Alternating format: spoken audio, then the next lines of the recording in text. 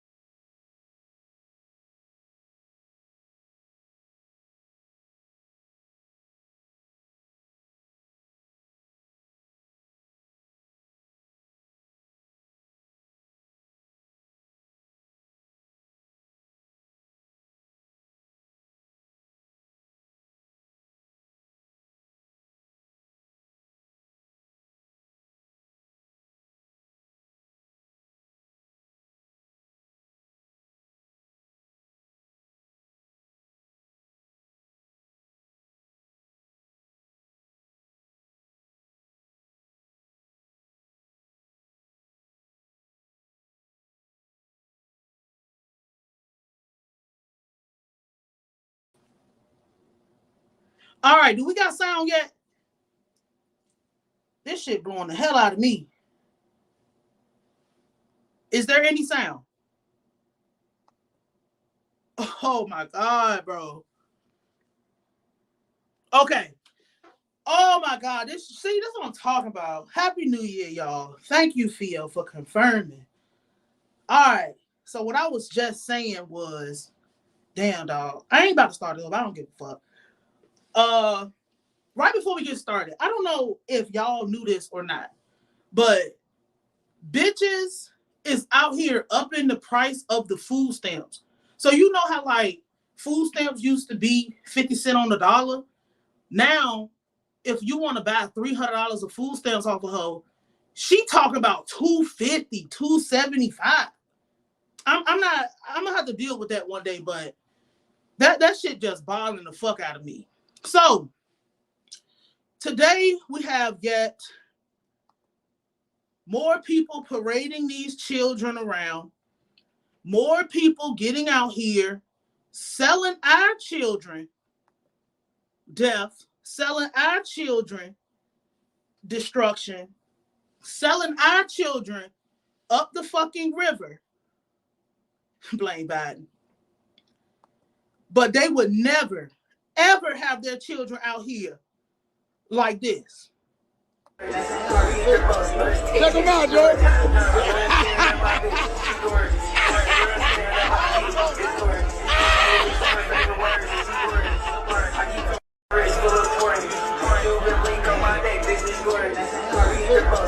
Check them out, Joe.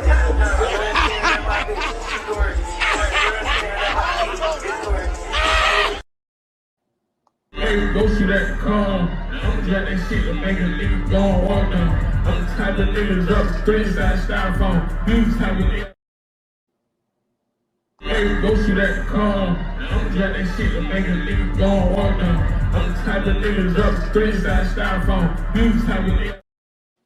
You want to know something? Because I initially, when I came out, right, the first time I seen, how I get this shit off the screen? The first time when I seen Finesse 2 Times with King, right, I was like, this was a good thing. The video's up. I'm not taking it down. I was like, wow, this is a good thing. He took a child out the street. He was talking all that old, we're going to make him into the next Jay-Z and all that shit. I had never heard Lil King music. What up, Wavy in this bitch? How's he getting in these clubs? Look, you can do anything. See, like, we're going to get to that. We're going to get to that. Because, like, when Finesse 2 Times took in King and he was talking all this, we're going to do the right thing and it's going to be positive and all that shit, right? I was excited because it's like, wow, like, okay, kids will have like a little bow wow. I don't know why the fuck I even thought that. So that was my bad on my part. And then this motherfucker starts releasing music. And I got the clip. I don't give a fuck about no copyright strike because I'm just going to motherfucking play it. I do not care. Where's the video at? Here it goes. I eat the free for the free 99. I eat the beef for the free all time. Tell she mine, she act like she mine. Tell she mine, I know she ain't mine. I hit a raw like I caught in the moment. Set the bitch up, I go like Stoney. Act like you want it, he saying he want it. Talk like you want it, know he don't want it. He got a bar, so and what? Get the buzz and shoes, he glance up. Pull up with those spot like SWAT. Make you come out the beat with your hands up. I got niggas just to run them all. I eat the free for the free 99. I eat the beef for the free all time. Tell she mine, she act like she mine. Tell she mine, I know she ain't mine. I hit a raw like I caught in the moment. Set the bitch up, I go like Stoney. Act like you want it, he saying he want it. Talk like you want it, know he don't want it. He got a bar, so and what? Get the buzz and shoes, he glance up. Pull up with those spot like SWAT. Make you come out the beat with your hands up. I got niggas just to run them. I want y'all to listen to these lyrics. Listen to what he is saying. Look at the video, but listen to what he is saying out of his mouth. I eat the free for the free 99. I eat the beef for the free all time. Tell she mine, she act like she mine. Tell she mine, I know she ain't mine. I hit a raw like I caught in the moment. Set the bitch up, I go like Stoney. Act like you want it, he saying he want it. Talk like you want it, know he don't want it. He got a bar, so and what? Get the buzz and shoes, he glance up. Pull up with those spot like SWAT. Make you come out the beat with your hands up. I got niggas just to run them all. I eat the free for the free 99. I eat the beef for the free all time. Tell she mine, she act like she mine. Tell she mine, I know she ain't mine. I hit a raw like I caught in the moment. Set the bitch up, I go like Stoney. Act like you want it, he saying he want it. Talk like you want it, know he don't want it. He got a bar, so and what? Get the buzz and shoes, he glance up. Pull up with those spot like SWAT. Make you come out the beat with your hands up. I got niggas just to run them. He hit it raw, right? You hearing him? Like he caught in the moment. Make niggas come outside with their hands up. It's funny because let's get disclaimer out the way. I'm not editing nothing out. I'm gonna say what the fuck I want to say. If you don't like it and you're not prepared to do nothing about it, I don't give a fuck. We cannot continue to allow the sexual exploitation of our children. And I'm gonna tell you the history of even how we got here. I wish I would have had some pictures of Jimmy Iovine, but I was running behind. Before anything, and feel free to call in whenever y'all want to. Children, anybody under the age of 18 cannot consent to sex. Let me say it again. Children. A child is classified as anybody under the age of 18. This is just the blanketed. Because niggas will come out with they fucking, oh, it's the age of consent is 16 here, and I went to Papua New Guinea and the age of consent is 5, and say all type of crazy shit. Over here, in general, children cannot consent to sex. If a 16-year-old and a 17-year-old get caught having sex, and the parent say, or she say, or anybody say anything, one of those people can be charged. What the fuck is this? Somebody somebody get this motherfucker out the chat. Get the fuck out. See, this is the shit I'm talking about. Anybody under if it's a 16 and a 17-year-old and something goes awry, that person can be charged with statutory rape. They can be charged with some type of assault. Why? Because children cannot consent to sex, even with other children. So now that we got that out the table, or on the table, how the fuck did we get here? All of this shit started, it really started with like Bow Wow, because, I mean, it really, when you go way back further than that, but how we got to these type of little motherfuckers running around here. Let me see if I got some pictures of them. I should have some type of screenshot in here. Whatever, we'll just use this. How we got to Lil RT, and because this is Lil RT, this is not Lil King. We did a Lil RT. We not off that, but we got fresh new examples on the table. How we got here Back in the day, we knew that they kept their sexploitation and sexual objectification of children in the back. They kept it out of our face. You can say, what's that group? Immature with like Marcus Houston and them two other boys whose names I don't remember. You can say Crisscross, all these other real young men, because it's too taboo to do it with a young girl now. But mark my words, they're gonna try. They're gonna try to get a little girl out here somehow, some way. But that's not gonna be as easily accepted as a little boy, because people have completely dehumanized boys to the point where if you're seen as a little boy doing anything sexual, that's considered manhood. That's considered being a conqueror. That's considered, oh man, like he's an alpha or whatever. With a little girl, it's not gonna go over and fare that well. Back in the day, they kept it in the background. Then here comes Bow Wow coming out in the front. And I've said this before, and people have tried to challenge me on it, but I know what the fuck I'm talking about. Bow Wow was marketed for people who he was marketed as like he was supposed to be like a charge, where of course the little girls is gonna like him. Of course he's gonna be appealing to the little boys because hey, that looks like me. That looks like my cousin. But he was also marketed to grown women who like young boys and grown men who like young boys, whether people want to admit that or not. However, the content was considered as charged compared to what people on like Disney and Nickelodeon was doing. He didn't even like, so Bow Wow started with Death Row. And when Bow Wow was with Snoop Dogg and Death Row, because Bow Wow was a part of the Dog Pound, that's why his name's Bow Wow. Snoop Dogg said, it's too gangster over here. It's too much adult activity going on over here. It's too much just bullshit that a child should not be wrapped up in over here. Hey, Jermaine Dupri, can you take this artist?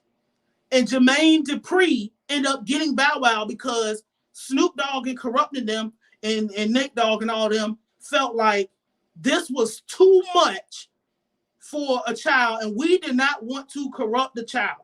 We do not want this child to be marketed in an adult way because that's going to look bad on us, and that's just not what we want to put out here.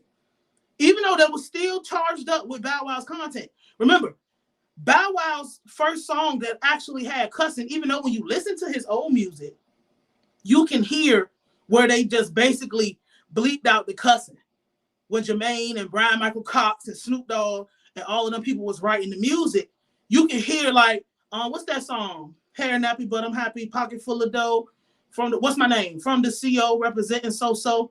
The girls recognized in these do too. It was supposed to be in these niggas do too. But obviously they're not going to put a child out here cussing, right? So when Bow Wow turned 18, T.I. wrote Fresh As I'm Is. The first time we heard Bow Wow actually cuss, because nigga's not a cuss word, technically it's not socially acceptable to just be saying like a regular word in your vocabulary. But the first time we ever heard Bow Wow say a word that can get you in trouble with the FCC was on Fresh As I'm Is that T.I. wrote when he said 18 nigga making more than your dad, which was a diss to Romeo. And they was beefing as children, but nobody died as a result of that and nothing that shit. After Bow Wow and the Romeo shit, it was like Soulja Boy came after that. And Soulja Boy introduced us to this. Soulja Boy was a teenager though, because Bow Wow was like 14, but Soulja Boy was like 15. I'm gonna bring you up in the second wave. So when Soulja Boy came and Crank That came out, people didn't even know the language that he was talking about. And remember, if you remember when Soulja Boy came out, there was like the real version of his music, and then there was the damn label version of the music. I'm bouncing on my toes. Watch me super soak that hoe. This was a teenager. Nobody knew what the fuck that meant except the people that was listening to the music. That's why when you listen to the album version of it, I think it was Interscope, the album, he was signed with Collie Park, but the album version of the music, I'm bouncing on my toe, watch me super soak that, oh! And they damn near bleeped out super soak because they found out that Soulja Boy was talking about nutting on bitches as a teenager. Shout out to MJ. So, and even like songs like She Got a Don't, but Soulja Boy was like 16, 17. So you can, I ain't gonna say you can get away with it, but you kind of expect a 17-year-old boy to be sexually charged. So it's like, Soulja Boy could kind of get away with it, but also it's because he was doing his shit his own way. Nobody had ever seen nothing like Soulja Boy because he was producing his own music, recording it. His mixing and master was garbage, but when he got over to Collie Park, he didn't need the label. But they said, you're still a child, so we cannot allow you to put these sexually charged songs out. There was a lot of songs on the original version of that album that did not come out. We don't have to stay there. We already know. Go look up the original Soulja Boy Tell 'Em album and then go listen to the version that got like Gucci Mane and Yo Gotti Shopping Spree. And that's another one of them songs. When you listen to the original version of Shopping Spree, he's like, if you looking for me, I'll be in your girl vagina. But when you listen to the album version, it's like, if you looking for me, I'll be in your. You know what I'm saying? So it's like, they didn't even allow children to come out and say these things and do these things because they were still kids. Even though he was on his way to being 18, even though he stinks, music-wise, kind of, is what it is. Then we get Chief Keef. And Chief Keef is when every fucking thing went to hell. And how did everything go to hell with Chief Keef? Because the shit was so polarizing. We've never seen no fucking children act the way that Chief Keef and them Chicago motherfuckers was acting. They was all standing in the living room, shirtless, dirty, bouncing up and down, talking about killing each other. Killing niggas who live on the same street as them, down the motherfucking street, 2 bus stops away. We could not take our eyes off it. And not only did Chief Keef usher that wave in, because people will say, oh, Lil Mouse, but Lil Mouse, when Lil Mouse hit, it's funny because all of these people would be lucky if they ended up like Lil Mouse. When Lil Mouse came out, he didn't have all the eyes. Yeah, he was on live mixtapes. He had songs with Herb before he was Herb. He had songs with Young Scooter. He had songs with goddamn Dirk. He had songs with all of these people. So, and then he had the Get Smoke remix with Lil Wayne on it. But I'm going to do a whole Lil Mouse thing because that is a whole segment on its own. But I'll tell you that Lil Mouse ended up getting the short end of the stick. He probably did have songs with Bibby. But when Chief Keef hit, that's when labels was like, oh my God, we got everybody. MJ just said, talking about how academics put that shit up there. These niggas had a whole series around children killing each other. This is something that was so unheard of and so there's not nothing that you could have fathomed. You could not have thought of this shit on your own. And that's when record labels started dropping off money because now we can sell ads. Now we can put this out here. Now we can get people to come and do and come and look. And oh my God, like they're making money and people want to fucking see this. And what are they talking about? So we go from Bow Wow being kind of charged because Immature and them, they were singing that old shit. Bow Wow being charged. I'm talking about our generation. Bow Wow being kind of charged, but you're still a kid. Lil Romeo kept it cute. Soulja Boy, he's an older teenager, about to be a grown man, but Soulja Boy was not talking about killing nobody until he had to defend his life and slipped into psychosis. But he was talking about fucking bitches and just young teenage shit. Fucking bitches, getting money, riding cars, all that other shit. Bow Wow was talking about playing basketball and being cute and taking your girl. Little boy shit. Chief Keef come in. We go straight to murder. We going straight to murder. I'm killing my ops. I got a problem with you. Fuck you. I kill you. I kill your family. We're going to laugh about it. Smoking on a pack. All of that shit. And not only was it that, but they started actually like the shit that came from Chief Keef. And we're going to bring Chief Keef up later because I got a list. The shit that came from Chief Keef, because that shit was so real. What up, Swelty? That's what made the shit so crazy, is because the shit they was talking about was happening in real life. They was really shooting at each other. They was really killing each other. They were really beefing about whatever the fuck they were beefing about. It was real shit happening, and everybody could not believe that people was really into this. And I don't think people was into it per se. They were into it like a movie because that's when the dehumanization campaign started. And this is how we got to people like Chief Keef influenced so many people. People like NLE Chopper, who was a star basketball player in high school or some shit. You get into the rap game and it just fucking completely corrupts you. Everybody else that came up under Chief Keef. So many children have died because they wanted to live like Chief Keef. Feel right, this and the dead. You inspire me. You got a Discord or something, I can reach out to you. You can go to NayimEdwards.com and write me up there. You can write me on Instagram. You know, reach out in any of those type of ways. You know, Chief Keef, because it was so real and it was getting positive feedback from people, which it never should have got positive feedback. I'm bringing you up, Wavy. I'm sorry. I'm taking too long. Because they was giving Chief Keef positive lean. I'm reading the comments. Because Chief Keef was getting positive feedback for the negative that was happening, everybody wanted to do that, which gave us NLE Chopper, which gave us all these other motherfuckers, and how we got to the point where they're saying, we let Chief Keef do it. Why not let the little ass niggas do it?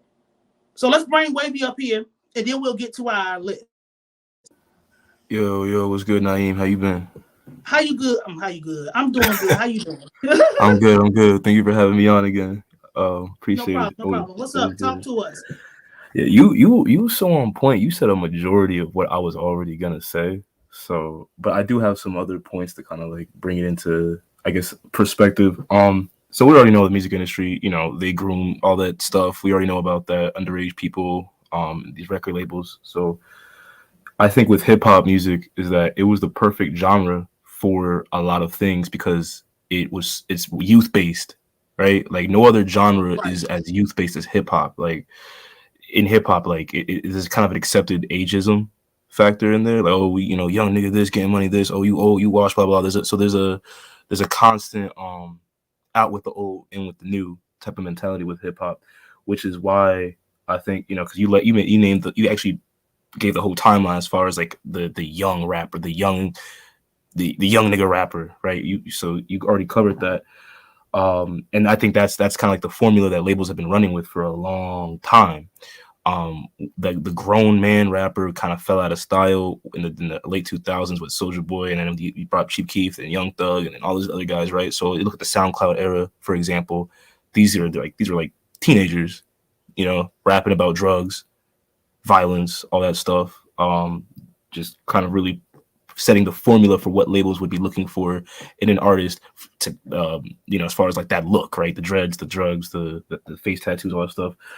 I think with this what's his name, Lil RTK, because there's two of them right now that are hot. This one is another one. I don't remember their name. His name is Lil King, I believe. Okay, so there's another one, Lil TK or RTK, and then there's another one. I'm forgetting his name, but with these artists right here, we're gonna see that they're gonna be pushing a lot of agendas through this artist. Now, I would say that, you know, with the lyrics, right, there's obviously a prison industrial complex element to it, right? They're getting these young boys prepared for jail. And they've already been doing that, obviously, but with the preteens, this is a new market. And with, you know, the family structure being where it's at right now, it'd be easy for a label to sign a little kid, pick him out from wherever, right? The parents would be like, oh, yeah, go get the money, blah, blah, blah. The parents will willingly, more than likely, let this go through, as we're already seeing. Then comes the pushing of the prison culture, the gang culture, right? We already know the private prisons are involved with this. So with that, also, what I could see happening, and what I'm about to say is probably is going to make people uncomfortable, but I think it's something that we have to see as a we have to have the foresight to see what's coming next over the hill type shit. You feel me? But we may possibly see a lot of young female rappers come in the game after this, and with that, with both sides being promoted in the mainstream, we're gonna see the PDOF file agenda. I'm trying to word it, you know, a certain way. You can say what you want. I don't give a fuck. Like, all right, cool. All right, so this, I'm not about to censor. We can't. Right. Like, I don't look. I get enough money from YouTube to buy a Starbucks coffee, so it's no point in even fucking like barely a Starbucks. Like, it's no point in. Ain't no censorship here. We can't do. Right. I'm not playing their game. I don't give a damn. Say what you want to say. Say it exactly. You know what? I got a banner for this. Hold on. Boom. Go ahead. Shit. So yeah. So I'm seeing this comment here. The CIA is embedded in hip hop, bro. No way. Yeah. There's a lot that goes into that stuff. But anyway, yeah. So what we're gonna see is we're gonna see the sexualization of young children. I mean, obviously, it's already happening. We've already seen it. You already covered it already. But when they allow for one thing, then they'll see, okay, they've accepted this, or this has already been received well. Okay, so now we're gonna push it to the next level. So now we're gonna start seeing more and more young female rappers, and they may push the exact same. They may be marketed in the exact same way as this. Now that leads me to my next point with this dude Drake. Now, we already know Drake has allegations. He's been caught talking to underage girls. He's promoted a lot of foolishness himself. So with him being an industry gatekeeper, he's tied in with the Zionist, Mossad, you know, organizations. It makes perfect sense how they use somebody like Drake in this video, because Drake gets paid to be around these people. You know, Drake gets paid to be around these people. Drake doesn't just show up for no reason, right? We already know he's a clout chaser, but with him being so connected to QC, which is Lil Baby's label, it makes sense that these two have been seen, because this is all business at the end of the day. But with Drake and Lil Baby being tied in together through the QC partnership, and actually going to lead me to my next point too. I'm glad you put up that picture. But yeah, Drake's a gatekeeper, and whenever they want to promote a new artist, which will then promote a new agenda, they use a guy like Drake to co-sign him. Hey, what's up? That's Drake. Shout out to my boy, whatever, right? Give him a feature, endorse him, whatever. So this leads me to my next point, right? Would Drake, my question is this, would Drake let his son hang out with one of these little young boys? You know what I mean? That's where I was about to go to next. You feel me? Like Drake will promote. This is a white man. He don't see it how we do it. He was raised by a white woman. Right. At the end of the day, the picture is up. Look who he chose to have his child by. Look at his child. Right. Drake would never in a million fucking years, he would get a rocket ship and fly to hell and turn that shit inside out before he had Adonis in anybody's club doing anything. Lil Baby has two boys, Lyric and Jason. Lil Baby would not let his children anywhere near these children at all.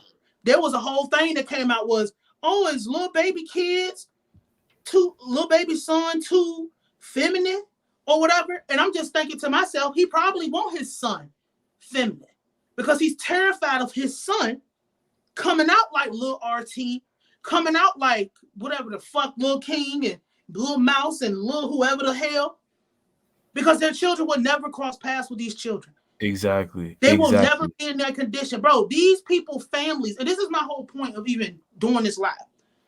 People like Drake and Lil Baby and Finesse 2 Times and shit, bro, their families, their baby mamas, no matter what drama they get up here and lie to you about, half the time I don't believe these people even have children.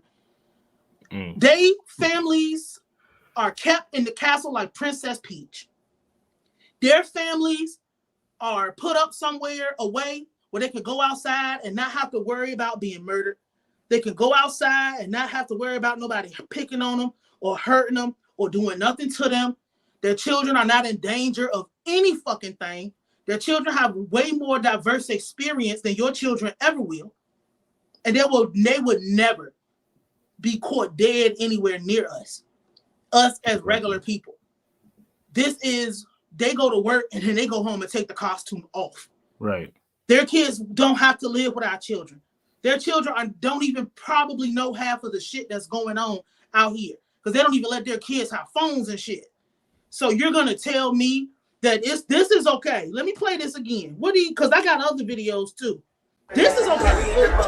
Check them out, Joe.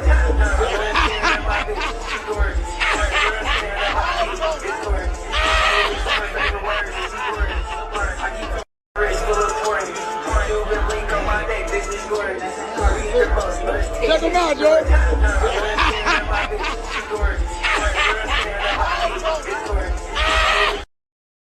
And a motherfucker gonna get on my motherfucking comment section talking about this. They not responsible for him. He was just drunk and he saw a kid. So you didn't get suspicious about seeing a child in the club? He would never have his kid, bro. He would ship his son to France if he found out that this motherfucker was anywhere near y'all. Exactly. He would never do that.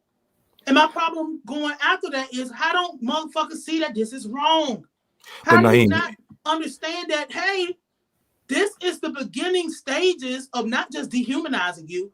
And like you said, they're trying to get the little girls, but that's gonna be hard to do just because it's always gonna be an instant reaction when it comes to females. It's always gonna be, oh no, that little girl doing that, because life is a little bit harder for a little girl. Right. They'll roll over and accept what a little boy do because it's just, oh, he just a little. It's normalized. Black male death is normalized. His brain don't develop till he's 25. There's all these fucking lies that society tells you, and then we're in the beginning stages of it being where's my Emmett Till video? How do I defend this? Like, that's my question. How the fuck would we defend Lil RT? I got a Lil RT video. Where he at? That motherfucker was going crazy. Here you go. He peed in the bed, twin. Nigga, be quiet. Nigga, wet yourself. I told you, right? You say something dumb, I'm gonna slap you. When you gonna stop peeing in the bed? Hey, right. And I told you stop moving my mic, bro. My bad. We don't want to make you mad. RT, you know we in an interview. RT, we in an interview. Twin, tell that nigga what himself, twin. He playing with me. You drive with 2 hands on the wheel or one? Well, I'm gonna tell y'all this. I don't know how to drive. You just fucking. Well, you said it in the song. You ever been to a strip club? You a stripper? No. Why would you ask me that? That's my girl. Why you ask her that? No, wait. Fuck it, so. Fuck it. Get the money, get down there. This child is crying out. Like, obviously, just looking at the behavior, this child is crying out for a man to be a fucking man and give him direction and give him the manhood training he needs. And he does not have it. And there are no men around him. And what happens when you don't have men around you? You start looking at rappers. You start looking at TV. You start getting raised by entertainment. And you start mimicking the actions of what you think a strong man is because you've never seen a real man. Are you a stripper? Nobody would ask anybody, what is that? Right. No, I'm not a stripper. What? Like, so you just shut the fuck up, throwing them up, just doing all type of shit, making it rain. We can't defend this. It's no defense to this. Why can't our children start a lemonade stand? Like, why can't you go sell cookies or t-shirts or some shit? Why do it have to be this? You don't have no other path for a child but this. Right. But other people, kids is into all type of shit. Oh, they get to actually be kids. But our children is the one that, man. Yeah, I mean, it's messed up, and no other genre does this. No, I don't see this in like, what is the equivalent to this in other genres? You don't see it. There are no little rock bands doing, you know, crazy shit with a bunch of kids. There are no pop singers doing this. Like, where is? So it goes to show. I mean, this is all just a Willie Lynch script being played out through entertainment. And I mean, yeah, I mean, you covered so much already, but I mean, I guess overall, I don't really know what else to say except the fact that this is going to get a whole lot worse before it gets better. And we're seeing a lot of agendas being pushed right now. It's 2024. And I feel like they are already rolling. I don't want to get into that conspiracy shit, but they're already rolling out with a lot of crazy things through entertainment, you know, the whole Cat Williams thing. And then now we're seeing like this shit. I mean, they've mastered the formula, I feel like, with a lot of these little young kids rapping and stuff like that, because they can fit so many agendas in one, right? Young boy is at, he's 23, 24. So he's already past his peak of influence, right? He'll either fall off, die, or go to jail, whatever, right? So they need the next crop. They need the next young boy to take his place, but they're already investing in that now. So by the time Little RT or Little Machine or Little King, time they turn, I don't know, 18 or something, they'll be at the peak of their powers, so to speak. Are they been groomed to the point where now they know, okay, look, you're going to say this in this song, you're going to do this is how you say this and that, and then boom, then they're going to influence the next batch of kids under them to go, you know, prison industrial complex, you know, child trafficking, pharmaceutical, all these underworld conglomerates that fund this music shit. So you absolutely right. And I think the saddest part is that people who know that this shit ain't right. What up, Trey? People that know that shit ain't right, they condone it. And they condone it by rewarding it with attention. They condone it by giving it positive affirmation. They condone it by seeing this and not 100% rejecting it. I don't care what adults do. These are kids. And we are going to get to that point. It's like, it's not just, we're already in the middle of, like, niggas is on the way to the slaughterhouse. Niggas already been in the slaughterhouse. We're already in the middle of these children. It's not just, like you said, it's not just the one thing. You're being sexually objectified. You're a sex slave as a child. Children cannot consent to sex. You would never let these children anywhere near your kids at all, under no circumstance. Because guess what? Lil King and Lil RT, if I told you that they had your 5-year-old daughter sucking dick, why do I have to go there for niggas to get it?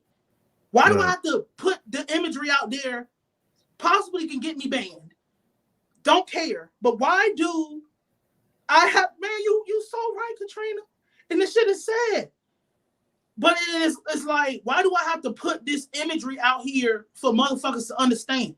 Because if I walked up, it don't even have to be Lil RT or nobody famous.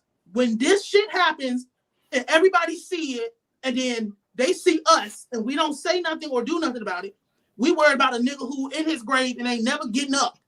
Right. That story's over. We got a real issue over here, and everybody's just like, "Oh man, that shit funny." I'm glad you mentioned that. Let him get his money. That's telling everybody that we're okay. So that's telling everybody. What you saying?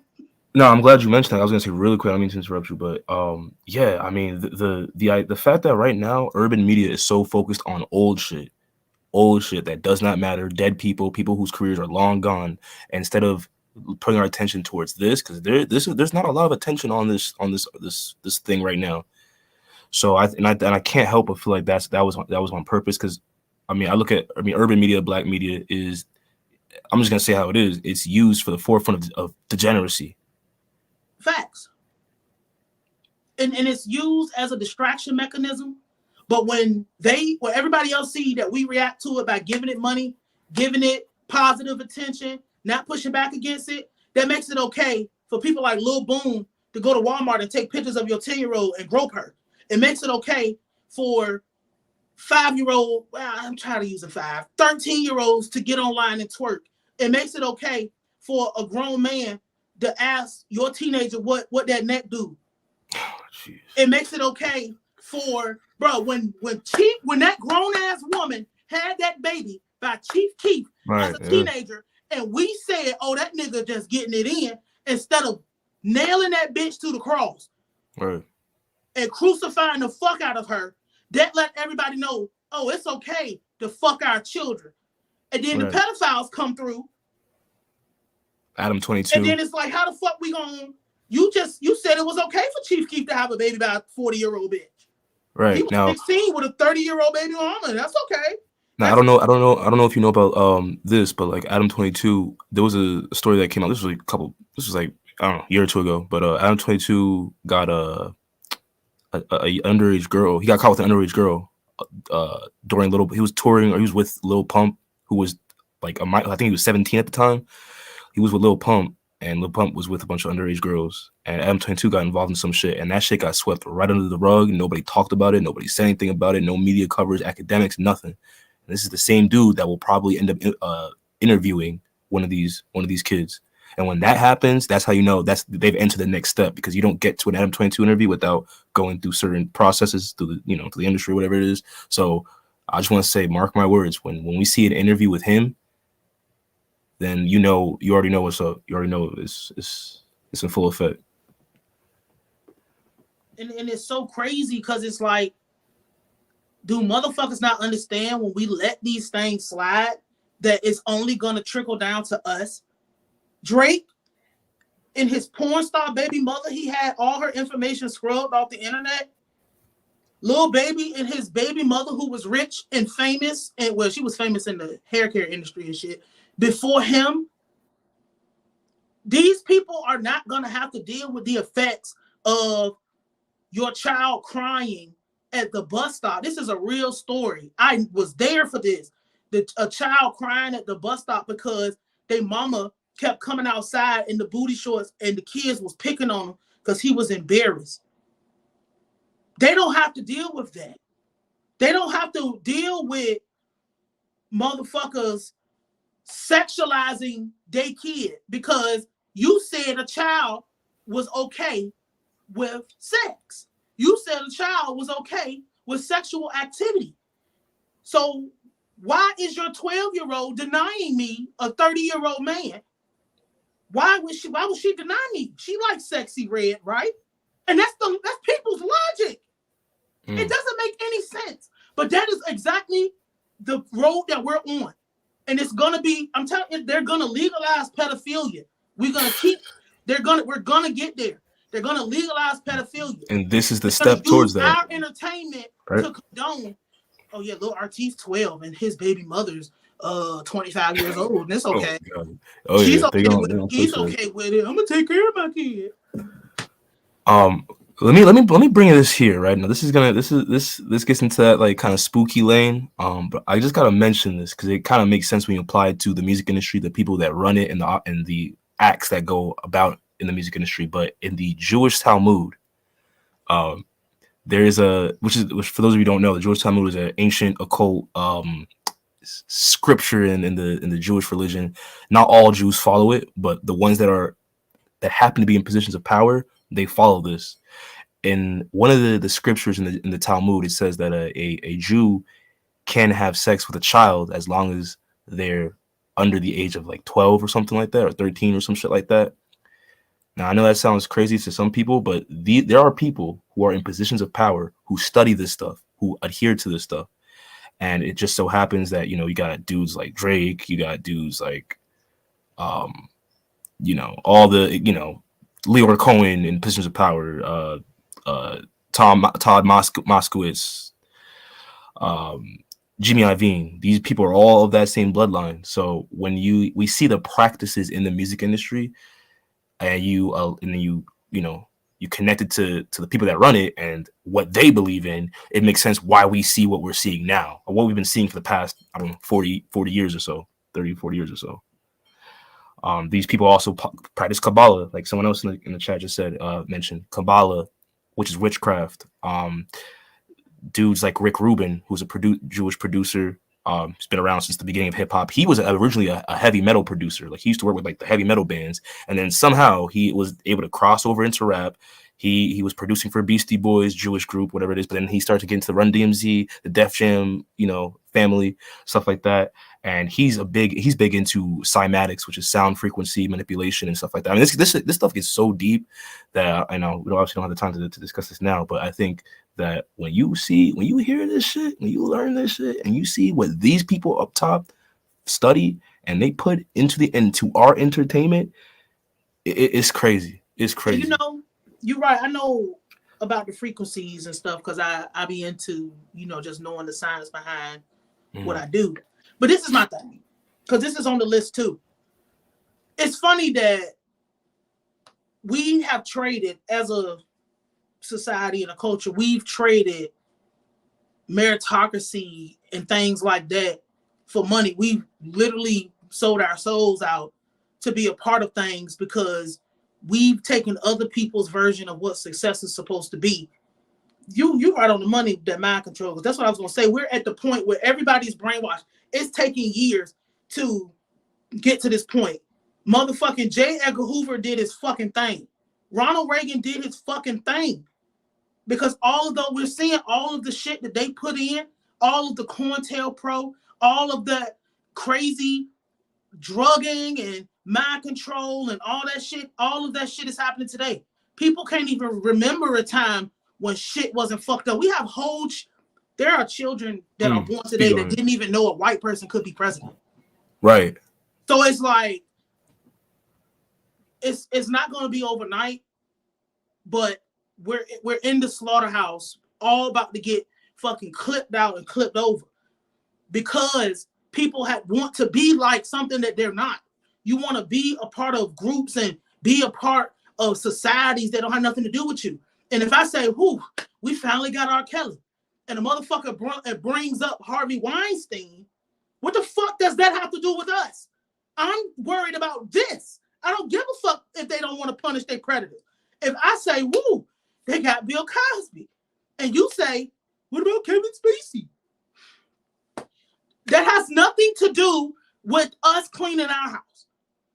Because if we can't do nothing about them if we have conspirators in our house. People who will tell you, oh, you a dumbass nigga for not going over there and fucking with them.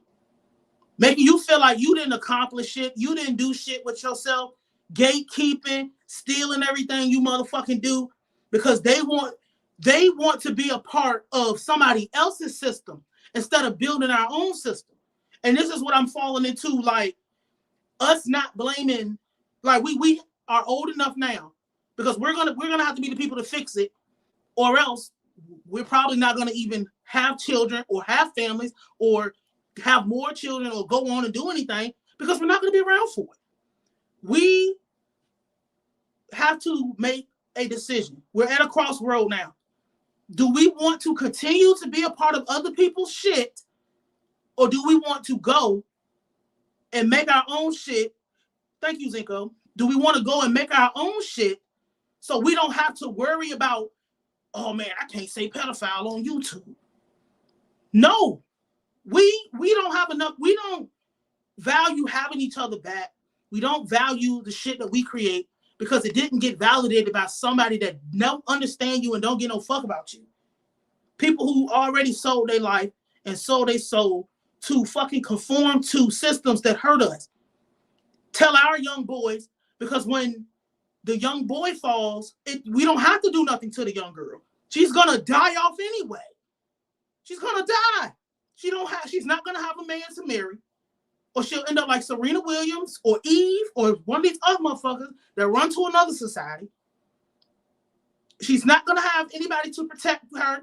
She's going to grow up bitter because nobody protected her and nobody loved her. And every time we get somebody that come out, a motherfucker want to do 21 questions and do a background and do all of this shit and expect perfection from somebody who's trying to help. But they don't do that when they go into somebody else's fucking house. You niggas never asked Harvey Weinstein or Roman Zelensky about any motherfucking thing that was going on with them. Let me add this in here right quick, because I don't want to forget this. I think it's funny that with these children's situations, because I'm not seeing people talk about what's happening with our young boys. We got Umar Johnson out here, whether you agree with him or you like him or not. For years and years and years, Umar has been out here saying, we got to save our boys. We got to save our boys. We got to save our children. We got to whatever the fuck with our children. We got to do something about it. We got to, we got to help ourselves. We got to we got to do for ourselves. Nobody's going to do for us. Nobody's going to save us. Nobody says nothing. Niggas ignored Umar for the first 7 years like he didn't fucking exist. Nobody gave a fuck what Umar was talking about. It was a punchline joke every time he talked about building his school or doing whatever the fuck he wanted to, but nobody said nothing.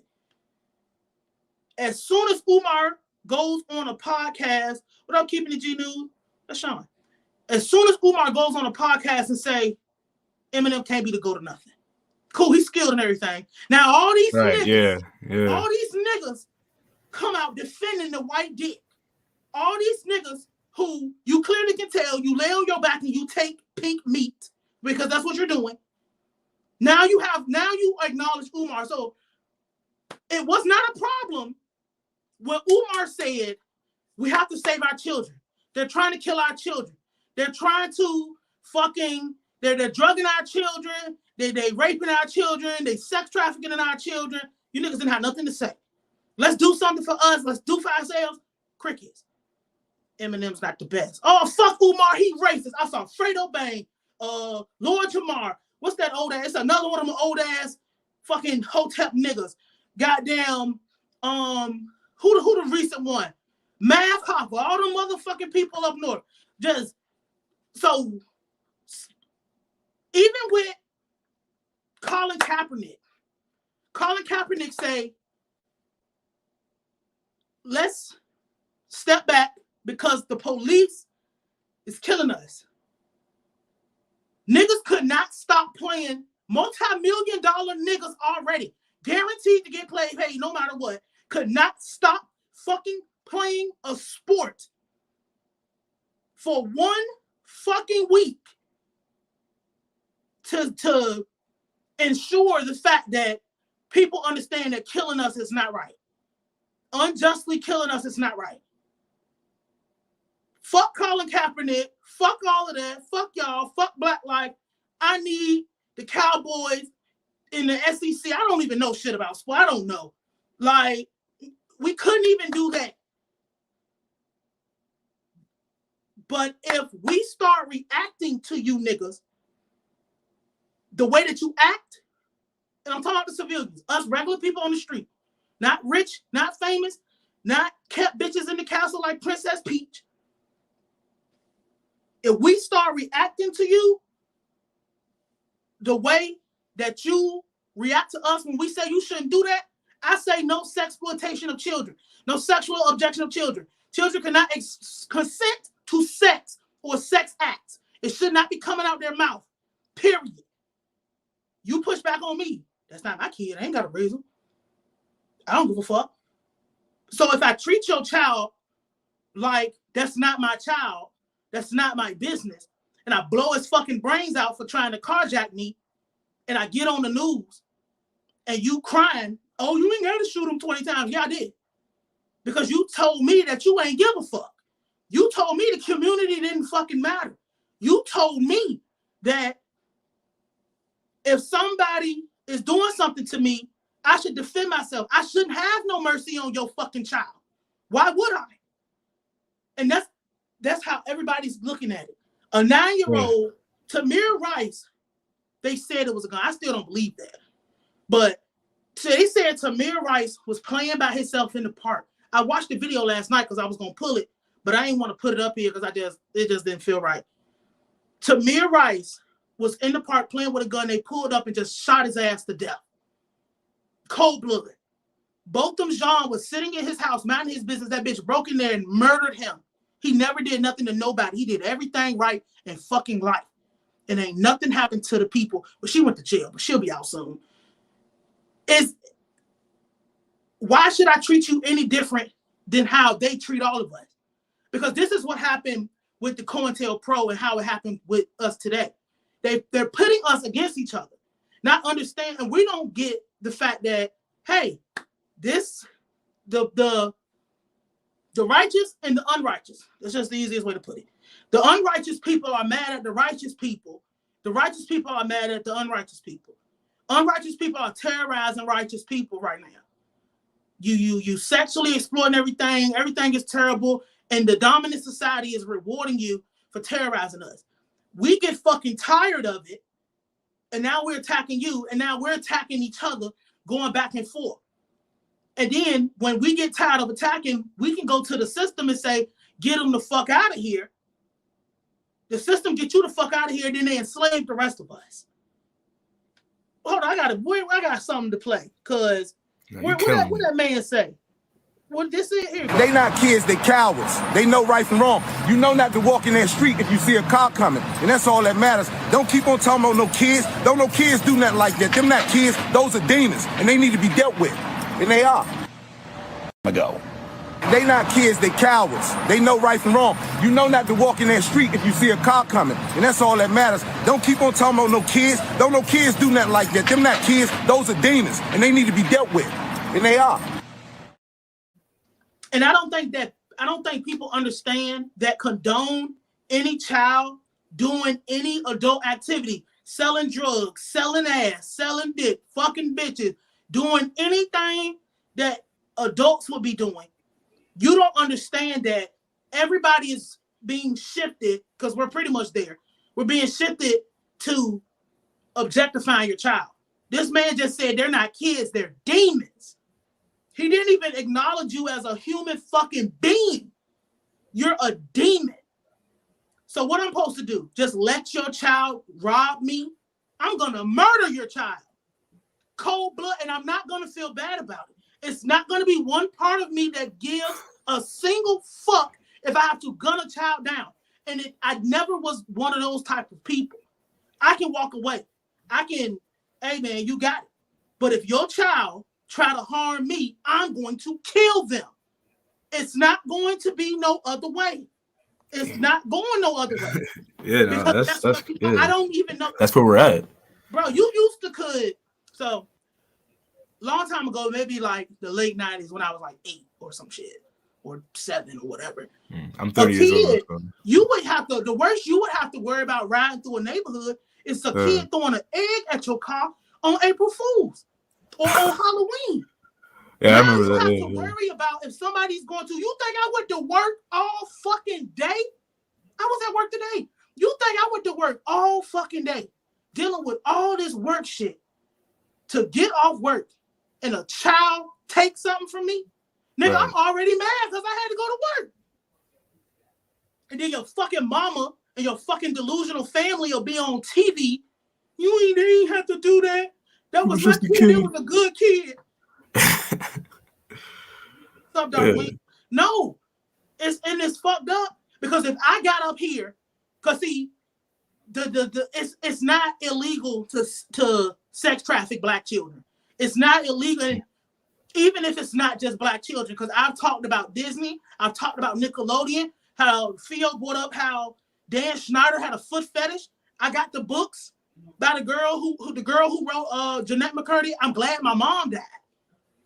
If I switch shields, if I what the fuck? Anyway, it's none of this stuff is illegal because nobody gives a fuck about kids. So that's understood.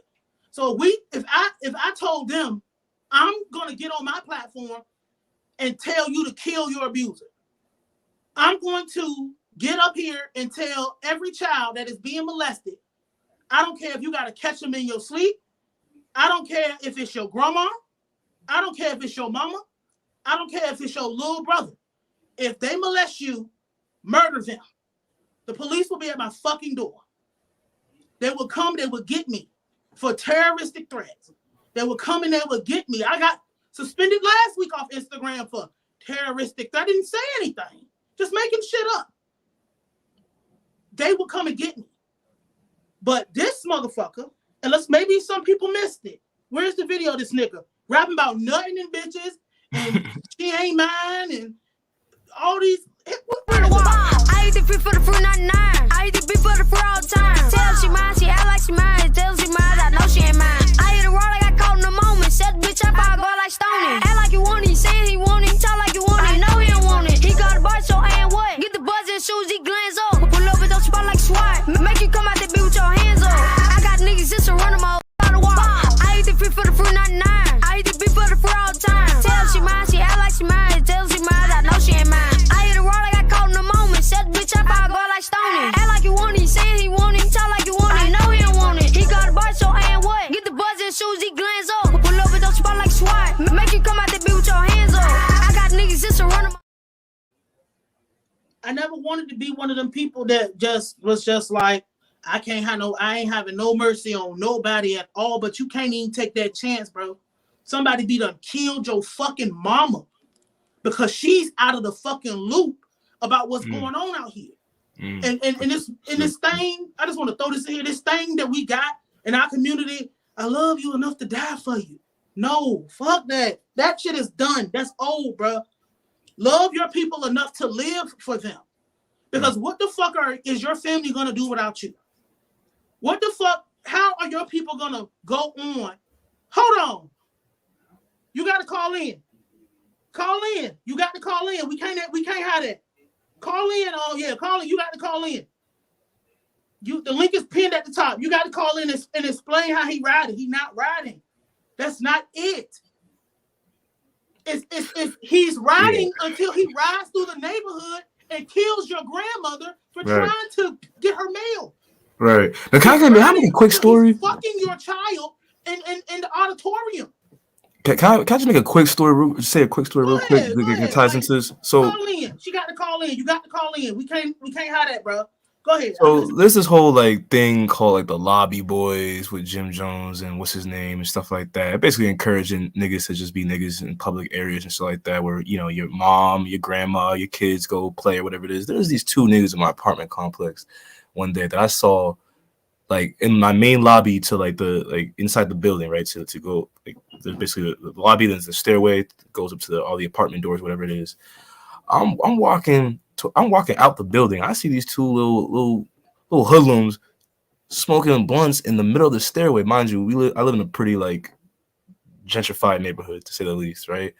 So I'm thinking like, yo, like, cause I was in a rush. I was on my way to work. I didn't have time to deal with this shit. But I'm thinking to myself like, yo, you two couldn't be no older than 20. Smoking blunts in the hallway and in the lobby, in the main lobby, thinking you cool. Meanwhile, there's grannies and kids walking through here and shit like that.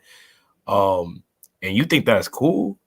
Like what if your mom was walking through there? That's the shit that was going through my head as I was driving. I'm just thinking like, yo, like what the fuck? Like, what is wrong? Like, okay, that number one implies that you don't have your own place, which means you gotta smoke. You can't smoke your blunts in your crib. It's funny because it's true. You know what I'm saying? Like, okay, so there's that. And then you're not even smart enough to think, you know what? People could call the cops on us for loitering. Let's go smoke behind the building, outside, in the car. If you even got a car, you gotta go smoke in the middle of the fucking hallway. And I'm just thinking, like, yo, what the fuck is wrong with us, bro? Like, that shit is some crazy shit. Condone these behaviors. Right. One, it's that's all in the just music. Not that that's not socially acceptable, because it's not. It's just rude. Like, everybody doesn't smoke, and nobody wants to inhale your secondhand smoke and all that other shit. But it's pure degeneracy. Degeneracy is being rewarded because we said the hardworking man was a lame. Right. The man who went to work every day was lame as hell. He corny. He ain't getting no money like that. He ain't really CNN was lame as a bit. And then society, the CNN and the drug dealer go together like a crazy bitch and a Honda. Just saying crazy shit like, the the power is with the regular people. And I don't think people understand that. None of this shit would be hot if we didn't make it hot. I think Sean on Keeping It G News had mentioned that shit don't move unless we say it move. And that's just how it goes. Jordan's shoe wouldn't be hot if we said we not fucking with that. Right. There would nothing would be cool unless we said the shit was cool. We condone it. Right. So, that nigga Lane, he work at the warehouse. Right.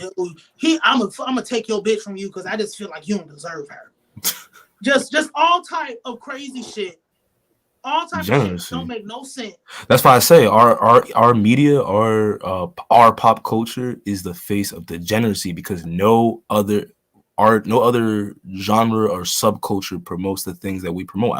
I want to see the rock and roll version of Lil RT. Like, where's the little white boy with the guitar screaming? He's 12, he's 10 years old, 12 years old, doing all this wild shit. Right, it's not a parody. Yeah, it's actually serious. Like the white people is fucking with it. Because I was saying that, like, everybody, we need to get back to where entertainment can be entertainment. This business should be like, yes, people can tell their real stories, but again, when Chief Keef, people was telling their real stories already. Even with Tupac and them was coming out, but that's when people start really like dying for real in our music, at least. This shit should be like WWE at this point, bro. Somebody write a script, write a story. Why the beef can't be like 50 Cent and Kanye beef when they was trying to separate? Right. In real life, those two people would never click. Those two people wouldn't even really cross paths. But we both dropping the same day. Why can't this shit be fake and we just enjoy the entertainment? Why do everything? Why are we? I think our brains are chemical because we've been conditioned. We're all under this. Mass and this is why I'm trying to get people to be confident enough to come out and be like, I don't care what your platform says I can't say. I'm not editing the cussing out. I'm not doing this. You can say whatever you want to. I'm not backing down from it. I'm never going away. Why? We are powerful, and when we can stand up and say, I'm not allowing you to do that. When RT Label told me, take the video down, I'm not taking it down. And you're not going to do anything to me. Nothing's going to happen, and you're not going to do nothing about it. And if you don't leave me alone, you're going to really find out what I'm about. Because I will keep coming until you die. I will not stop. There's days I do not want to do this, bro. This is community service. I could be doing something else. And this is what I be telling people. Why are people so scared to just talk? I know so many writers I be trying to get to come in. Let's just talk about some of the shit, because we know shit that people don't know, because we sit in these rooms. We know, especially anybody that's ever accomplished anything. Why are you so scared to talk? For an invisible opportunity that they're not going to give you, because certain people are not going to fuck with you if you don't play their game. I've been told motherfuckers can't fuck with me because I'm not media trained. And what media training means, you can't be controlled. We can't trust that you're not going to say something crazy. So I had to go and do my own thing because I'm too scary, because you're scared I'm going to say something. But why would we allow the system to keep hurting people when it don't need to be? Nobody needs to be getting hurt. This is supposed to be entertainment. Why can't, oh my God, we got a kid rapper that don't rap about nothing but school. We got kids that don't do nothing but bedtime story rap. Why do our children have to be the ones that's the sex slave? Right. Why do our people have to be the ones that's scared to speak? What are you scared of? Nothing's going to happen to you. You actually find out that people will be so terrified of you for actually saying something that they will do anything to not get on your bad side. And that includes ignoring you and praying to the Lord Almighty that you go away. There's nothing to be scared of, y'all. It's nothing. They're not going to give you anything already. So what? You missed the opportunity. I'm never going to be on this TV show. Nigga, fuck that show. I don't give a fuck about that. This is more important. Let me ask you this. Right? Because I was just thinking, like, you mentioned, like, why can't we have a child rapper that raps about going to school or shit? and you're a songwriter yourself, so I'm sure you'd be able to tell this. But do you think these kids are writing their own lyrics, or they got somebody doing reference tracks and hey, say like these children, if they are, I don't believe most of them are writing anything. Somebody definitely wrote RT music, but they're probably just regurgitating shit they've heard before. Right, or yeah. Some grown man is just telling them. When Bad Baby came out, I knew the nigga that was writing her music. And it disappointed me so bad. Because it's just like, why would you do that? You was respected before you did this. Why would you do that? They're not right. They are mimicking what somebody's telling them. Their parents. Like they've been listening to Young Boy and Chief Keef and what the dude down the street said one time in the conversation you overheard, and they just kind of amalgamated it together. And I asked that question because I remember why, and I think I brought this up before, but like another stream you had. But I remember Future, he had an old Vlad TV interview. I think it was from like 2013, 2014. It's like before Future became Future. He had a Vlad TV interview, and he said something to the effect of, "Oh, you know, sometimes." You know, I'd be freestyling, just be saying what what's on my mind, blah, blah, blah, blah. But then he also said sometimes the label tells me to say certain things, or the A&Rs be telling me to say certain things in the songs, and that was like that when nobody really brought attention to that. So and I remember that shit because I remember watching it at that time. I'm like, okay. Now you look back to what's going on now, and it's like, okay, there's obviously some Jew in the studio or somewhere in the creative process saying, hey, look, we want you to say this, and that. You mentioned something about like there's something in the packet that they include in the song that they want you to include in the song. Yeah, they So how all of that go? Because I remember I got an old video on the channel about Percocet paying Future to push it, push the medications and shit. When the best thing for a person that does not want to be a puppet is to not be a part of other people's programs. When you sign, you don't get to dictate what they want. You do what these people tell you to do. And to be honest, unfortunately, a lot of times it's going to be people that look just like you telling you, oh no, man, you got to take that off, bro. That's too racially charged. That's too positive, bro. You got to throw something in there. They will tell you this. They will tell you, I've got requests to, like, the music was too detailed. Please make this vague.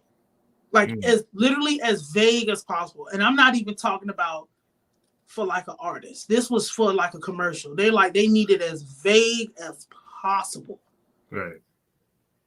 And it's so crazy because it's like it's so ass fucking backwards. The mindset, because they think, oh, once I get in the door, like I said before, once you get in the door, you think it's all good. No, nigga, it's something on the other side of that door that you ain't even ready for. You don't even know what the fuck you about to get hit with. Right, because I use like Future as a good example of this, because you would think, right, like Mask Off, for example, it was like a hit, it was a smash hit. That Percocet, the company that makes Percocet, would be like, hey, we don't appreciate you using our product in your lyrics, like how, like, for example, like Tommy Hilfiger said he didn't want black people wearing his clothing and shit like that and repping it and shit like that at that time, right? Whether or not that was a whole stunt or not, but the fact that if this wasn't what we already know it to be, then you would think like, okay, these companies like activists or someone would say, hey, look, we don't want you promoting the recreational use of our product. This is to help people. It's not for, bullshit. But the fact that, these artists can make a song, name drop a product, and get money for it. I mean, there's no doubt in my mind that Big Pharma and private prison reps come to these sessions or come to the label with, hey, look, we need this agenda, this quota by this year. So have your artist make a hit song or whatever, mentioning this, whatever. And then boom, you get like a little RT and like. Yeah, that's how I go. I got somebody else that calling in. I'm a good bird, but like this is how it goes. When there's something to be pushed, you might even get paid to rap about it. It ain't always free. You'll get paid to drop a line about the new Rolls Royce truck. You'll get paid to push the Benz. You'll get paid to push these products. And it's not always a positive thing. You'll get paid. That's a slick way of endorsement, and it might already be in your contract. But I'll let you get the last word. Yeah, I appreciate you having me on. I think the last thing I want to say is that you know, it's gonna get worse before it gets better. And I don't mean to say it on a pessimistic note, but rather be aware of these things. And if you have children, if you have younger family members, let them know, like, look, this is not, it's real, but it's not real. You know what I mean? We can't keep ignoring these things and the signs, because what's going to come over the horizon is going to be way worse than what we're seeing now. But we can prevent that if we at least tell our kids, stop. This isn't real. These are actors. These are actors that make music. You know what I mean? That's I guess the best I could say for now. But anyway, it's been great. I appreciate you. I love when you call in. Yeah, I appreciate it. You have a good one. You too. Take care. Yeah, yes, peace. Y'all, we gotta stop being I know it's cliche to be all positive about it, but we're not gonna get what we need to get until we get violent and like we have to get violent on these motherfuckers and start really putting it down like that. Oh shit, we got two people. I'm gonna let me add this one first. Yo, what's going on? Talk to me. What's up? Hey, I was saying you inspire me because I like what you do and I want to do it too, but I think a lot of people don't put themselves out there and go against the grain because they work in corporate. I don't work in corporate yet, but I'm like, I feel more called to be doing something like this for my community than being scared of corporate not hiring me or keeping me on the staff. But I think that's a line that a lot of us feel like we got to walk. So with that, you can do more than one thing. Society has tricked us into believing that we can't have more than one thing going on at a time. If you want to have a job and you want to keep that part of your life over there, that is perfectly fine. It's not a regular job, but I do stuff outside of this as well. You don't be more afraid of what somebody's going to take away from you that you work for, that you earn, than doing for yourself. I've told this story a couple of times. I used to be a logistics manager at Amazon, not walking the warehouse and none of that, like in the office, in a computer or whatever. And right. I looked up one day and I realized, bro, I've done nothing for myself. I come in here and I make this motherfucker rich. Richer than rich, running his shit, and I've done nothing for myself. So one day I decided, it was August 15th, and I walked out of that motherfucker and I never walked back. Don't let that fear override you. Because sometimes, you got to take the leap of faith. I got 2 more years of college left, and deep down, like my what I really want deep in my heart is to do exactly what you do. And it's just open your people's eyes and unfiltered, just speak, bring out the information, show people. But I just know, like, that's just gonna I'm pretty much gonna I feel like I'm a blackball myself, but I know deep down, like, I just want platforms like yours, the J Marvelouses, there's a couple platforms that just they need more people power put into them. And I think that what this discussion right here about holding yourself back because you don't want to do more than one thing at once, because you don't want to get your hand cut off trying to help your people out, but you got to work for your oppressor. Like, I think this is a big thing that's holding back the people power from jumping on these platforms and just going ape shit. And I'm gonna be honest with you. If nobody ever told you, you're gonna have to have something else going on. It's doing this is charity. It's really like you would only get on a platform and talk and tell the truth and be like this because you give a fuck, because you want people to know, because you want to do something that is perceived as positive, even if everything you say is negative.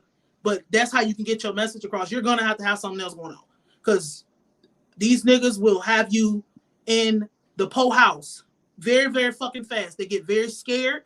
They don't want to stand with you. The minute that you say something about doing something positive, everybody run the fuck away. The minute that you say something about picking up your bed and walking and going and do something, like actually just not talking, not trying to solve murders on the internet, not trying to just fucking run your mouth, you're gonna find out very fast how no, you don't have big numbers, but the numbers you do have are powerful. And that's what really matters. Is getting to the people you need to get to. So you're gonna have to have other things. But aside from being blackballed, you can't be blackballed if you start doing shit for yourself. I cannot be canceled. I cannot be blackballed. You cannot take anything away from me. There's nothing that you can give me that would make me stop what I'm doing. I will not be stopped. You try to stop me, I will mow anything down and get in the way. And I already made the decision because I know that the way that I talk, the way that I am, the way that I carry out myself, who I am, and what I'm willing to stand for and what I'm not willing to stand for, that's going to scare people. It's just going to naturally scare them because they've never seen it done. They've never really seen somebody get up here and say, save a child, kill a pedophile. They've never seen people because people are scared. They're going to take my platform away. They're going to delete it. I was already somebody before I got on YouTube. So my thing would be the Masons too, though. It'd be the Masons that I'd be worried about. You gotta work on that. Work on not being fuck them. I don't care about nobody group, clique, sorority, fraternity. I don't care who you with. God is who is in control of me. I don't give a damn about who, because you're not more powerful than me because I know what I'm willing to do. And that's what we have to get in our mind is once you decide what you want for yourself, all that other shit don't matter. I don't give a fuck how many people you got 10,000 or whatever. The people that's over here, at least we're of sound mind and we fucking know. And it ain't nothing you can do to stop us. And we're going to say what the fuck we want. And we're going to do what we want. And you can't hurt us because we built this ourselves. This is why I put so much stock into y'all. Because I know that the corporation's not going to have my back. I know that the industry's not going to have my back. Because the minute that I say something that is even relative to somebody that they like, they're going to turn on me. But I know if I put everything into y'all are not going to turn on me just because I said something you didn't like. And if I say something you didn't like, just call in and we can talk about it. I will listen to you. They're not going to give a fuck about you. They're going to use you and then toss you to the side. That's why it's important to, especially now in college, start now. I really want to. Building yourself. Because it's rough out here, especially when you want to. You're right. Everybody not built like that. And that's why the reason I wanted to do this live was to instill the confidence in everybody that these people is 99% hot gas. They're not going to do anything. If we got together and said, we're not fucking with that. Because that's how it always happened with shit. Shit starts crashing and burning when we say we don't fuck with it. See, I'm looking to go into the field IT. So I don't know. I'm pretty sure I can be under the radar with this somewhat, but that's not really my goal. I'm really want to I ain't gonna lie, to have 1,000 people is lit to me. You got 1,000 people in a room. That's a lot of damn people. It's 1,000 people. I don't see that. What up, Two Frames and Zay? But I'm just more. I'm talking about your following base. Your decision. I don't want to tell you. I can guide you. We can talk off. Outside of this, I don't want to tell you. I can show you how, but I want you to do what you want to do for you.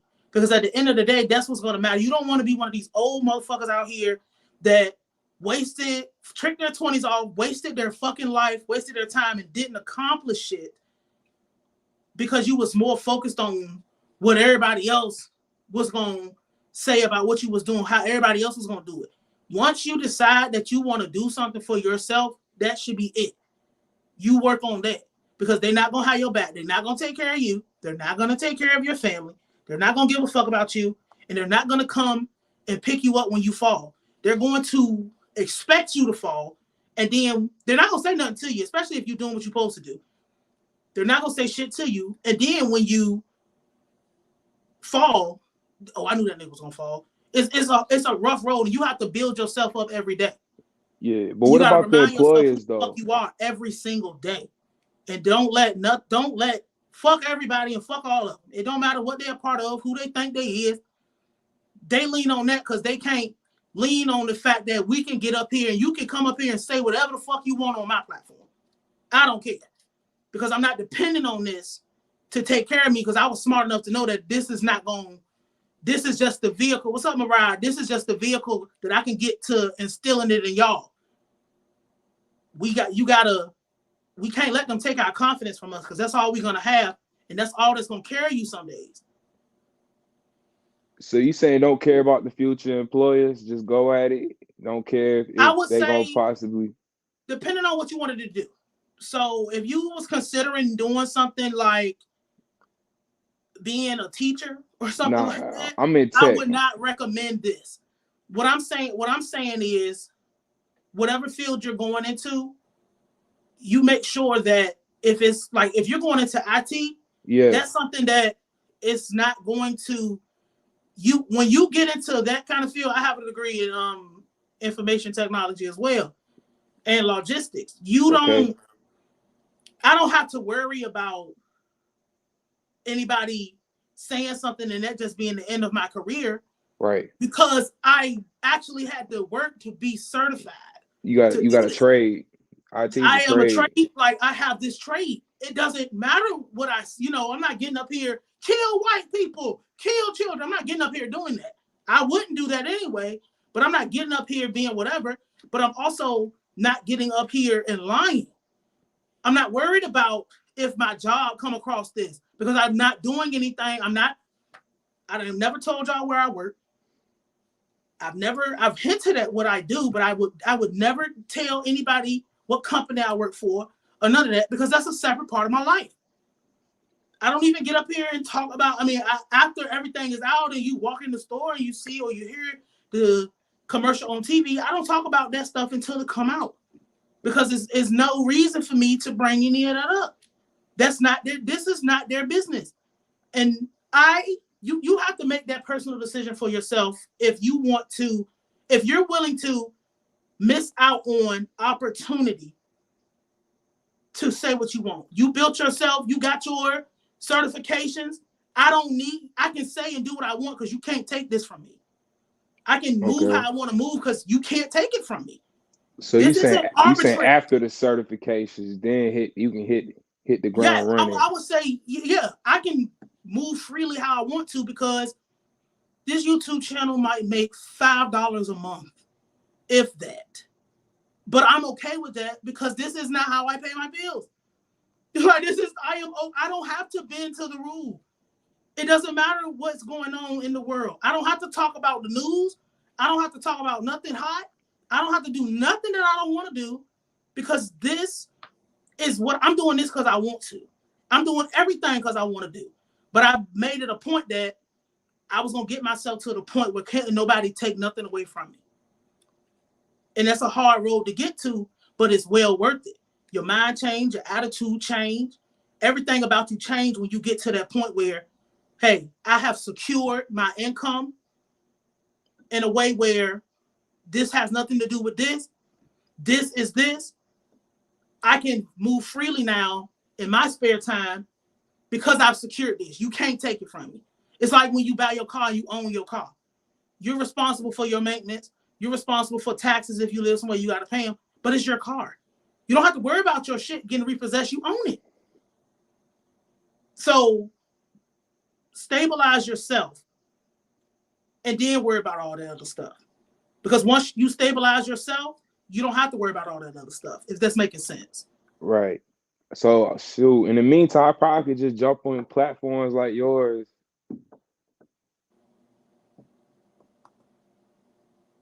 Did he go out?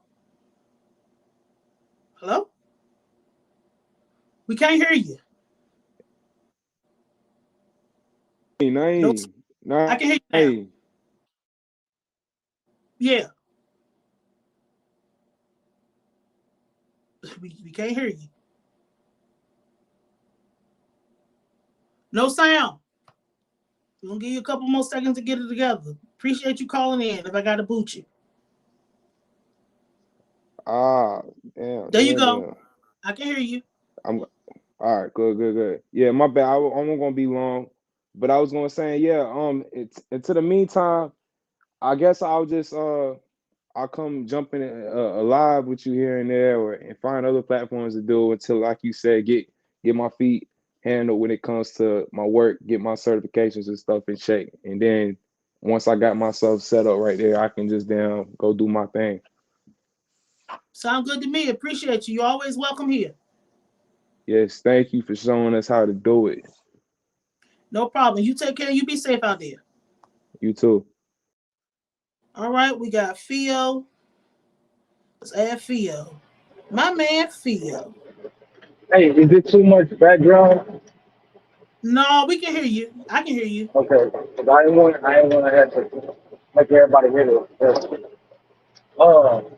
Number sounds a one, little fuzzy though, but I can make it out. Y'all, he sound all right to y'all? I'm on my way back to the station, so once I get back there, I'll be good. I just didn't know how long it is. But I can hear you. Go ahead. Number one, thank you for bringing this topic up. We talked earlier. To the black man that's in the chat, bro, I just want y'all, dog. I'm from Texas. I've been in Texas my whole life, bro. And I conduct myself very well, I would say. And I still get treated a certain type of way just because of the color I am. Like, Nayim was on the phone with me earlier. I had went to the store to deliver a package, and I'm coming out the door, and the white dude just standing in the middle of the, like, in front of the door. Like, I'm supposed to move to the side because he's white. I'm like, bro, get up, move. I'm like, move, bro. And it's like, we don't get respect until we take that aggressive approach. But with that being said, if we sit here disrespecting each other, it's gonna be hard for somebody else to respect us, bro. Off GP, you respect a white man because of what? Because of fear. Why do people walk over? They don't fear shit. Look how we do each other. They like. So it's cool when it's cool when we kill each other, just like Big Jig died, everybody laughing and all that shit. But let the police kill a 10-year-old or some shit. Now, oh, this fucked up. Nah, bro. And in situations like that tie into situations like this. Bro, this is a fucking child in a club full of grown folks. And nobody see an issue with that. That music he rapping, bro. Somebody wrote that and told that child, hey, rap this. And didn't see nothing wrong with it. But R. Kelly is over here messing with little girls and y'all saying, oh, that's fucked up, get him out of here. But y'all see this nigga. Y'all see this little kid. And don't say, y'all think it's cute. Y'all think it's fire. Like the bitch said, oh, that nigga sliding. Are you serious? Until he slide on your little nephew because he got an issue with somebody he go to school with, but he's around these grown-ass crash outs. So an issue that would have been handled like, a little fight or something. He done killed the boy. He done killed your nephew because he hanging out with people like that. But it's cute. It's fire. I'm overreacting. I'm hating. Until he put dick in your daughter.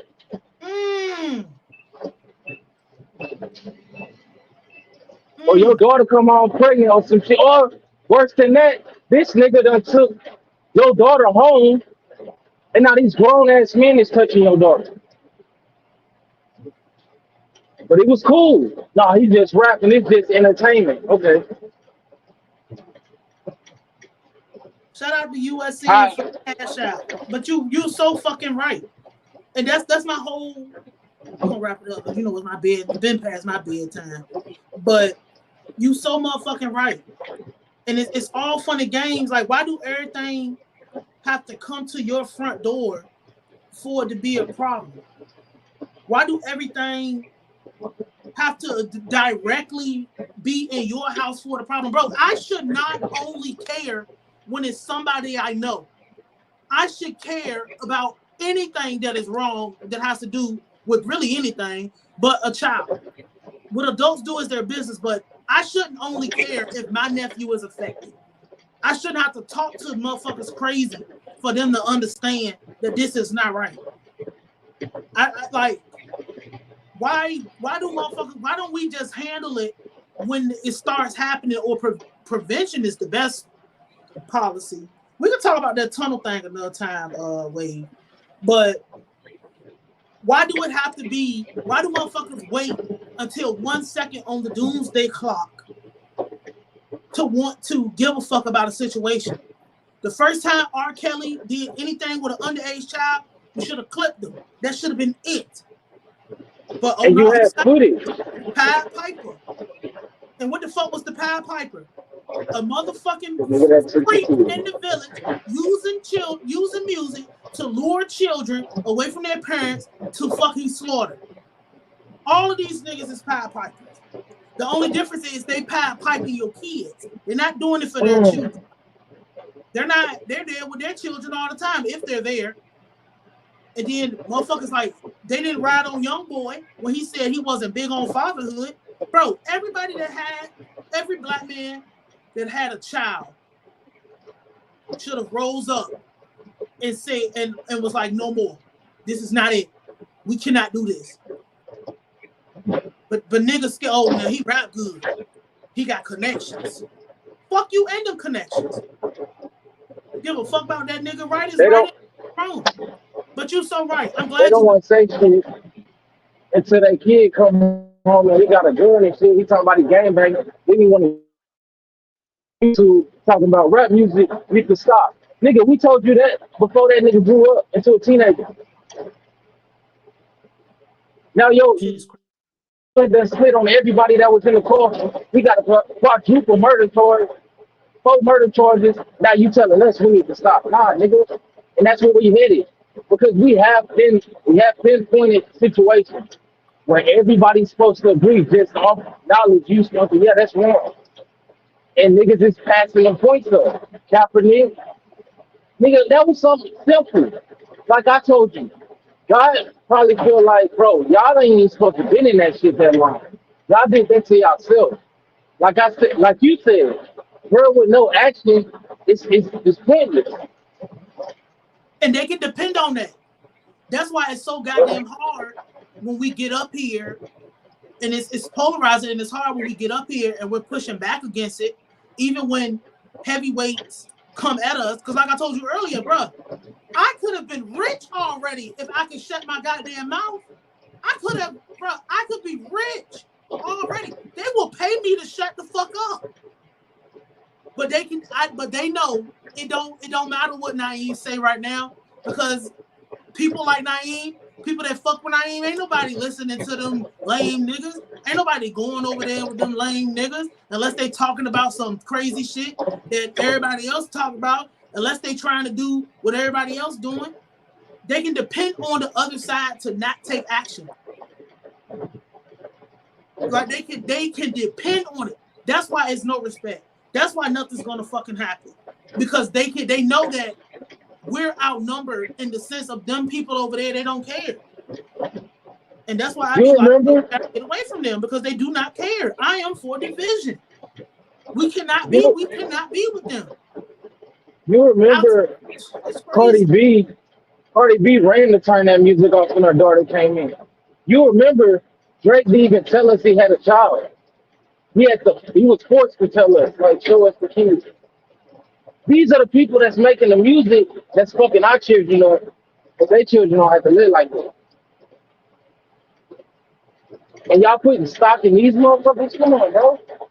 Just because a motherfucker got money don't mean they should be politically speaking for the black community. It really shouldn't be talking, period. Thank you. I'm gonna let you get the last word. We got Katrina that call in. I'm trying to, man, y'all got me up here. But thank you. Whatever you want to say, go ahead. You know. No, I want us to tighten up as a community, because like now we at that time. Like you either gonna do it or you ain't. It's like Cat Williams said, it's God's side and it's the other side. What side you on? It's now or never, y'all. It's really now or never. Like this is it. I think this is the last year that we got to seize as much as we can of our community, because this is it. But I appreciate you, Nayim. I hope you have a blessed night, and everybody else have a blessed night as well. And I appreciate you, and I love you, and I'll talk to you later. All right, I'll let you too. All right. Oh my God, y'all. Okay, wait. Oh, we got Katrina Gibbs, same old gossip reheated. That's a great name, by the way. I don't think I mentioned that to you. Oh, thank you. It's such a good fucking name. Like, man, talk to us, Thank you. Katrina. What the hell going on? Well, thank you for having me up here. And well, you tune into my lives when we talk about these kids and stuff, and you know how I feel. And I agree with everything everybody was saying because it all sounds great. You know what I mean? And I believe that all this stuff starts at home, right? It starts with your little family, whether you have 1, 2, 3 kids. It starts with you instilling certain things into your children before we can come out here and try to critique a RT or King. Because where are you adding in or helping just because you come up on Nayim's stream and say something? Now, I'm not saying that you hurting, but like, how much are you helping is what I'm saying. Because like, even with you, Nayim, like you always talk about going to help the kids, getting books for the kids, is doing something other than just talking. You get what I'm saying? And I'm not saying that you have to have this big influence over everybody, but it starts as small as just doing something for the children that are around you, something that affects them in a positive manner. Or you just gonna have a bunch of ain't shit kids. And I feel like we all in that space to where we kind of sectoring off all groups. Like, you either gonna be with us or not. And I feel like that is for everybody. Like how we feel about the Black children, you either with the Black children and want to see them do good and everybody else gotta fall off. You rich, you getting with the bullshit that the rich people is on, are you gonna fall off? You a pedophile, you getting with what the pedophiles is doing, are you gonna fall off? I really think it's just like that. I don't think it's nobody cares about nobody. Like, they don't care about you over here talking this shit. Just like the rich folks don't care about you over here talking this shit. Just like we don't care about what the rich folks is doing. And it's just getting fucked up. It's getting, it's, to me, you already know, I feel like it's a dub on niggas. All you got is yourself. Handle your shit and let that be it. It's so crazy, man, because my girlfriend is a child therapist. Right. She started as a social worker, and it's just been a very insane fucking ride. She's been doing this shit for 8 years, and it's like, I never would have cared about none of this shit until years ago. I'm gonna be for real. Like, I'm not one of them. I was never one of them people. I did not give no fuck, bro. I'm indiscriminate about protecting myself and minding my business. I don't care if you're 14, if you're 7, if you're 20, like, I'm not looking at you no different. But now I'm seeing how, like, because we allow entertainment to run so rogue, the shit that she will tell me about coming home from work and going out and being with these people and they having to counsel the whole damn family and shit, and outpatient therapy on children that are not even 14 years old talking about the atrocious shit, it really is crazy because she don't have no internet presence. She's not on the internet. And these are the people that have to clean up the mess and the shit, and they bring it into the house because then it's just like something so atrocious that came out, now it's in the house, and it's just like, damn, bro, we don't have no help from nobody, and we trying to clean up the mess, and they just, I don't give a fuck, nigga, that's another nigga problem. But you're right. Like, but that's how it is. That's how these people look at this shit. It's another person's problem because it's not my kid that's doing it. I'm doing right by my kid. It's never been about that. It's the fact that we have to still live on this planet with y'all. If it's up to me, we put your asses on a rocket and send you somewhere else. Like, you know what I mean? So fucked up. And it's, you right. You can only do we've been at that point. Nobody give a fuck. These 10-year-olds, like, this shit just make my stomach hurt seeing this, because it's just like, bro, I got 2 nephews and a niece that they're just so innocent. They're in the nuclear Black family, married, right. Young married parents. They married when they were like 21 and shit. And it's like, wow, like, they're so innocent. They scared of Halloween. They don't like nothing scary. They don't even like jack-o'-lanterns. And I'm just like, damn, like, it's gonna be so different when they get exposed. And you know, I like even with you mentioning that, I often think about that with my children because like my children are very bright academically, right? But they not up on none of that shit that's happening in pop culture, to where when they do go to school with children, they might come off a bit confused. And it's like I fight with that, like, damn, am I holding my children back? Like, because I don't want them to seem like so much of a late bloomer that they not understanding what's going on around them. You get what I'm saying?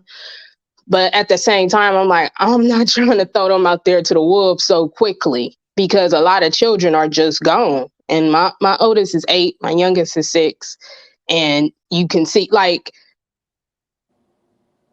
you know, when I tell them, like, just say when I go to tell my children, like, oh yeah, we dancing, the music is on. You know what I mean? They bounce around. Whereas other kids, I've seen them, you know, they twerk. I've seen other kids get sturdy. And I'm like, my children don't know nothing about none of that shit that these kids is doing. So I be fighting with that sometimes. But it was a point that you was making that, damn, it slipped my mind.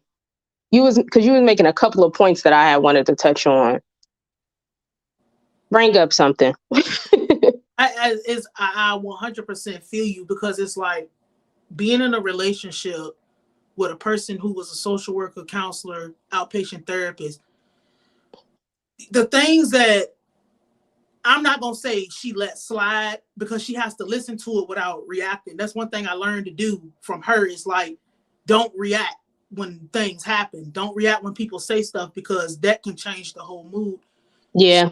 The things that, so she, for example, like, she'll ask a kid, like, just some random question about, you know, what was you listening to today? And it'll be a 9-year-old girl talk about Sexy Red. And how you like that song? What's your favorite part of the song? What's your favorite line? My coochie thick, or whatever the fuck the song say. My booty hole brown. Right. And then it's like you write your notes, because it's just like, damn, bro, like, and then you come to find out, like, oh, my older cousins exposed me to this shit. And it's just like, it's so crazy the shit you hear. She don't, I hate children cussing. I can't stand it. Like, I think children should cuss. But she like, oh, that's the least of my concerns. I don't care about a kid cussing. If that's all a kid doing, fuck it. And I'm just like, oh my God, bro, like, what is going on? But you got to understand it from the perspective of a person who don't believe in giving up on kids. Me, ass into the, phew, you out of here. Like, she don't believe that bad children exist. She believes all children can be helped. Oh, so she got a good heart. She got a good heart. And that's what you need those type of people, because everybody can't be like, fuck them kids. Everybody can't be cold on the kids. So you do need those kind of people in the community. You know what I mean? And it's fucked up, because it just be like, I remember this one time, I'm having to like keep myself contained because a parent cussing her out and motherfuckers throwing objects at her. And I'm just like, bro, if you don't go over there and stab one of these motherfuckers, and she's like, no. And it's just like, oh my God, like, but she understands things that we don't, because she's on the other side of she's actually doing the work. It's not, I'm just gonna just talk to you about, bro, we gotta actually try to fix you and get you to the point where you can, it's so fucked up out here. And I wish I didn't have to be so crazy. That's what I was going to talk about. I want, because I understand everybody's point that everybody has made in here, but you know, I make content just as well as you do, right? But I want people to understand that you have to know that you're aiding in your own demise. And the reason I say that is because I often talk about how little boys are dehumanized, right? I remember even years back, but let's just keep it current. I just did a video about some 26-year-old lady sleeping with a 16-year-old, right? And I talked, and I was talking about how ill that is, and meaning sick, and how dudes always say, oh, I wish I could fuck my teachers. I wish I was born back then. I mean, I wish it happened. And so I said, So when the video came out, it was nothing but dudes in the comments still saying it. So do we really give a fuck about dehumanizing black men?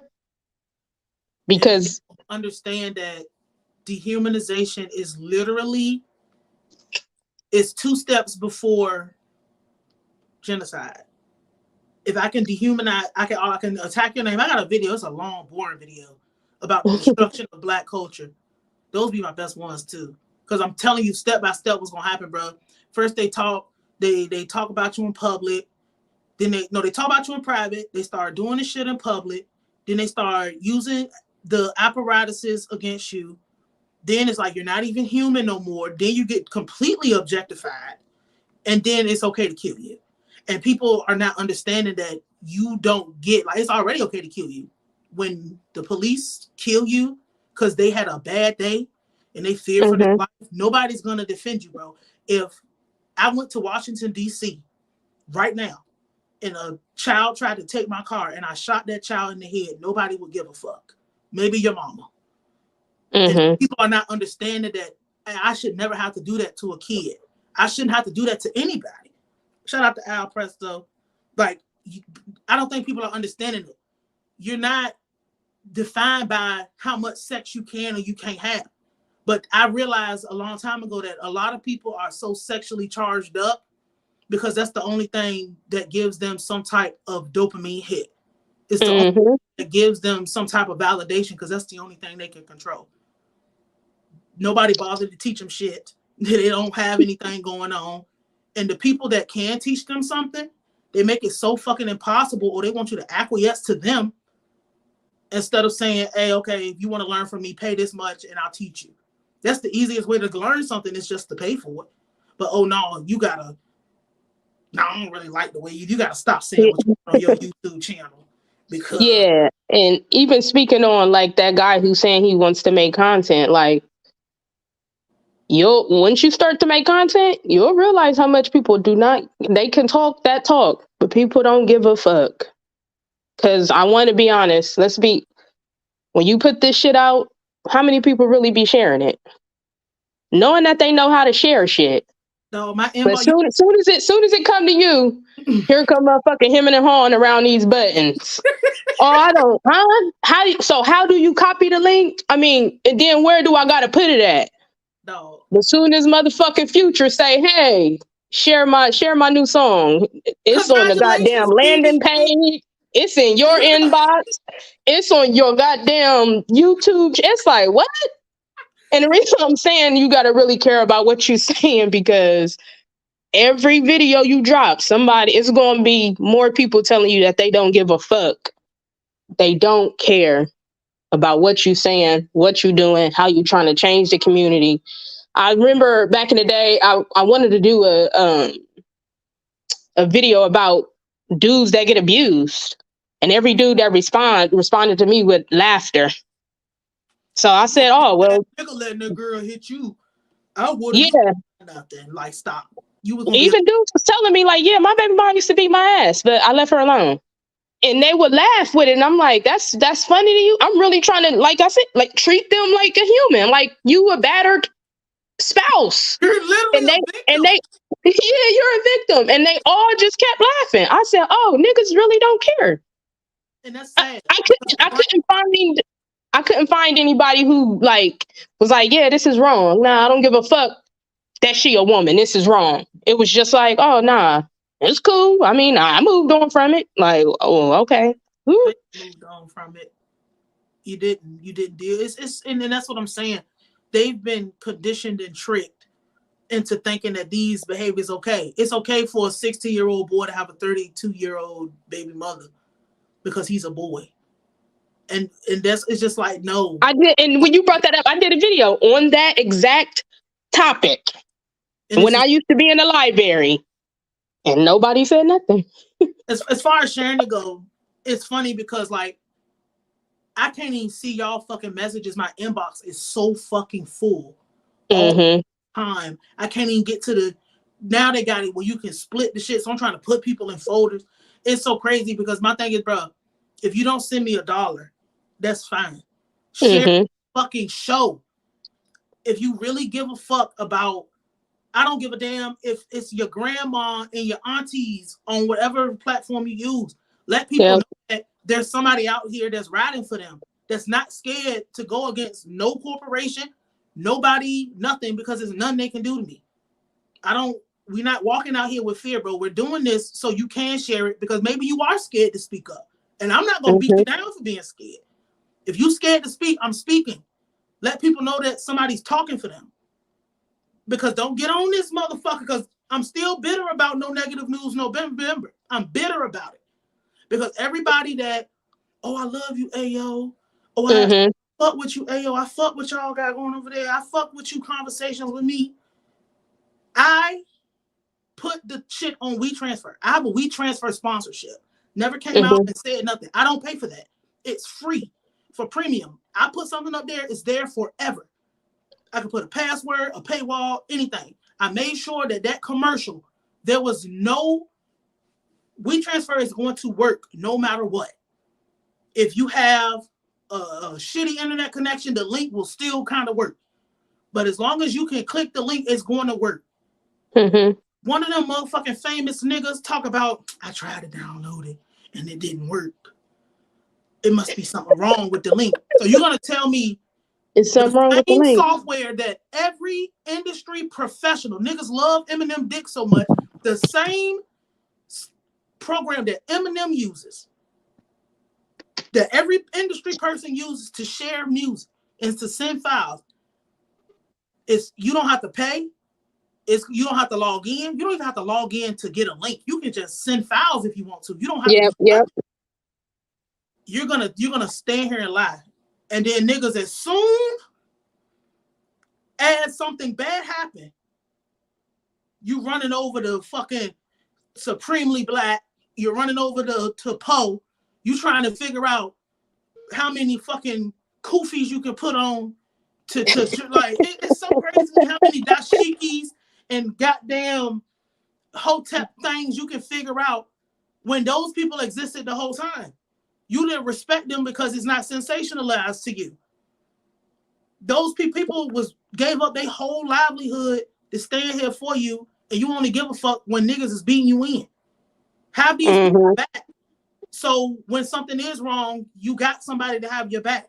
It's just crazy to me. Like, I'm not fucking, send me money, nigga, because guess what?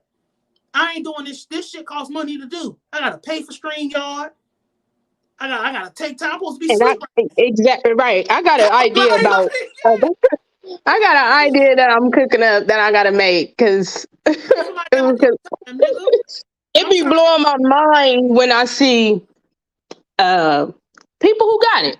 People who got it. Let's just say it like that. People that you know got big bank. Throw their Cash App up. And you'll hear their Cash App ringing off in the back. Bring, bring, bring. Oh, thanks such and such for the Cash App. Thanks for the Cash App. Thanks for the Cash App. Small YouTuber put their PayPal Cash App up. Oh, you begging. You begging it. Like, God damn. The rich man said, Cash App, y'all. And y'all gave money. Niggas who talking for you, niggas who speaking for you. And you like, oh, you need to get your begging ass out of here. Like, oh, okay, well, I guess I'm begging. I think my favorite one is, get your money then. Nigga, you don't even understand. Get your money, I guess. You just, okay, all right. Yeah. Now I can get a McChicken. Like, you don't carry your motherfucking ass somewhere. Yeah, they be, and listen, everybody appreciate all the Cash Apps. Real talk. We really do. If you don't want to send money, sharing the show do justice is just. Oh shit! You all right? Are you all right? Hello? All right. Something is going on over there. Al Presto, you right. And it's funny because everything that we do here in the States, it absolutely trickles down to everybody else everywhere. And the minute we say, yeah, enough is enough, bro, everybody's going to be like, enough is enough. What the hell happened to Katrina? Salute to Al Presto, man.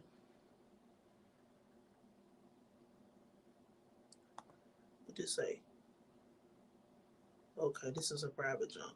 But yeah, I don't know. We need to make sure that Katrina's all right.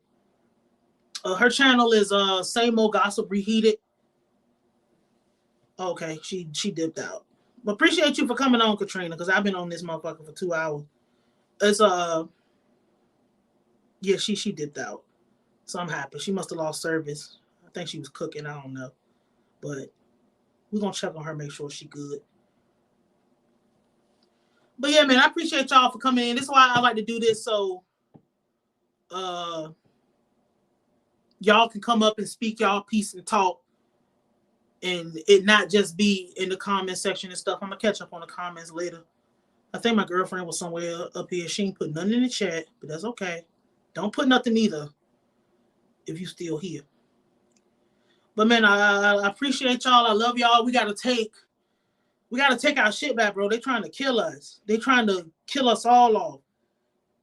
They're trying to get us all the fuck out of here. And we're going to, as regular people, we're going to be victimized by the shit that we allowed to happen because we did not stand up and reject this bullshit that's going out. If we can ride on Lil Nas X, bro, we need to be riding on this. Because this is a little bit more important than some random grown man attention whoring himself. So I had an Emmett Till video because we got to get off here. This, they let, it's crazy. A couple more minutes, they let Emmett Till kill her. Well, the bitch who got Emmett Till killed, she got to walk the streets and be free till the day she died. And the most fucked up part about it is like, motherfuckers knew where she was at. They knew where she lived at, address and everything, and ain't nobody do shit about it. Grand jury in Mississippi today declined to indict the white woman whose accusations set off the lynching of Emmett Till nearly 70 years ago. Carolyn Bryant Dunham, now 88, initially claimed that Till made unwanted advances towards her at her family's grocery store. It led to the brutal torture and lynching of the 14-year-old. The prosecutor said the grand jury found insufficient evidence to charge Dunham. But we also have to have an organized effort against gangs. Just as in a previous generation we had an organized effort against the mob. We need to take these people on. They are often connected to big drug cartels. They are not just gangs of kids anymore. They are often the kinds of kids that are called super predators. No conscience, no empathy. We can talk about why they ended up that way, but first we have to bring them to heel. And the president has asked the FBI to launch a very concerted effort against gangs everywhere. And we right back there, y'all. Thank y'all for tuning in. This shit is crazy, man. We just gotta build our, not Hillary, we gotta build our confidences up and make sure that we're instilling the confidence in the people around us to know that it is okay to be against things that are against us. It is okay to be against people that are celebrating the demise of us. And it's not gonna be overnight. But we're going to get this shit done. Salute to the fleet.